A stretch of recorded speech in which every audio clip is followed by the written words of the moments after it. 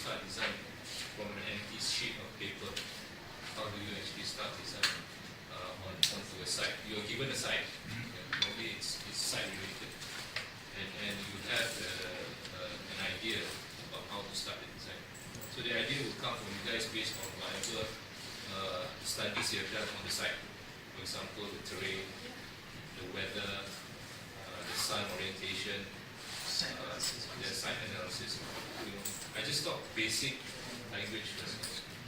The access to the site, what are the challenges on the site. For example, if there's earthquakes or if there is slopes, or there's hills beside the site. So these are things that you have to take into consideration. So you have to know the site first before you actually come up with the concept of your idea of the development. You normally given a brief by the client. The brief is something like, for example, you do a bungalow. I've got a site here, and we build a bungalow here. So you build a bungalow, but based on the site analysis that you've done to the site. So different buildings that have different challenges. It will take years to explain. A lot of time to explain to you every single one.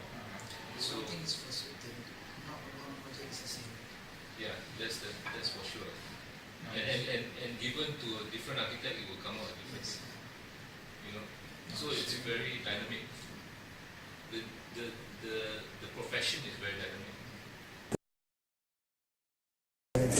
Passion on doing something. So when you want to do something, you have to be passionate about it. If you think this is what I want to be, because if you're not passionate, don't pursue this.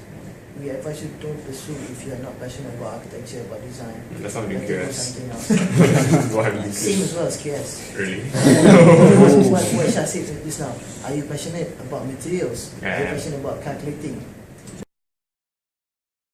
And cons about using computers.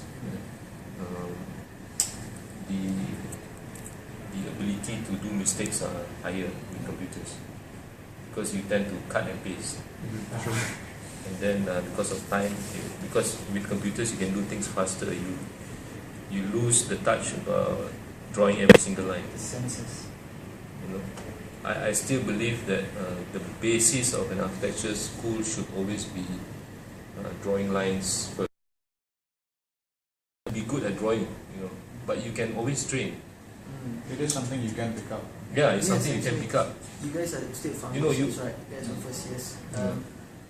Right now, you guys need to learn about how to convey your ideas. Actually, a lot of architects, most of us, although we can draw, some of us are better than the others, but some of them just can't draw at first. But what they can do is convey their ideas to other people who can draw. Some architects, for example, like write an essay first before starting design. What do you mean by writing an essay? Okay, they write about the site. They say, I want to do this, I want to do this, I want to do this. This site is like this, in the form of a scrapbook. And then from that essay, he just transfer it to somebody and he reads it and he translates that into a design. It does work, and it's a good method. I tried a few on other jobs. Start by just writing. Write about the site. I want to do something like this. I think the site should be like this. And while you're writing, you're actually transferring the information into your thinking, and it accentuates the sharpness of the idea. Once you've drawn it, you don't lose it because you've written it.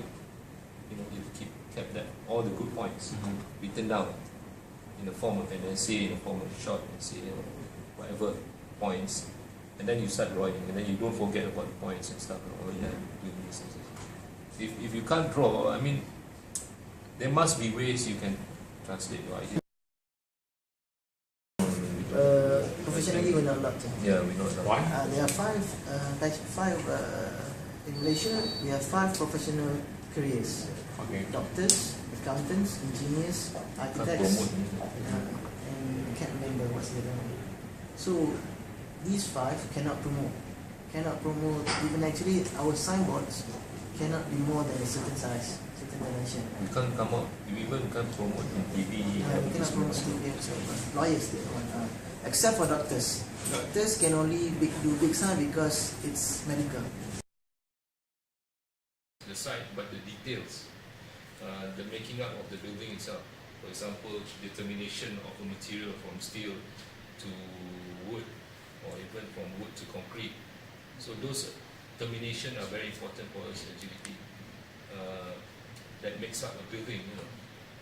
So awareness again, you know, like for example, I give you that hiding those blinds off the ceiling, that gap between the panel and the ceiling.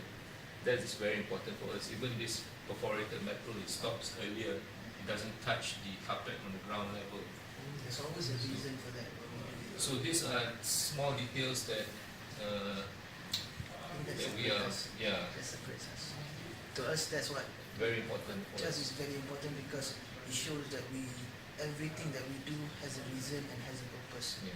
That's what difference to us. That's what differentiates us from most architecture firms, from most architects. Because some of them is just when you have a wall and a column, wall, column, ceiling, it mixed up just like that. But like Shah has mentioned just now, if you see the column there, you can see there's some sort of a shadowy line there. There's a gap there. There's a gap Yeah. there. That is intentional, so that you can see a proper, a pure, and clean termination. To the site, and also it has an impact to the social being of the site as well, or the surrounding people that is at the site. We have to think about that, or else you're just another architect. You know, you just do a bungalow, for example, but it doesn't. It's just a normal shed, but it gives shelter to somebody, but it doesn't impact the person that looks at it. It doesn't provoke questions. You know. Try to ensure, for my advice is, at this moment, release your idea. That don't care about materials or logical, release it. It comes the structural issue, it comes with the like you mentioned just now, dream first and then consider later to this. Because if not, then you will always be bogged down and you can never fly.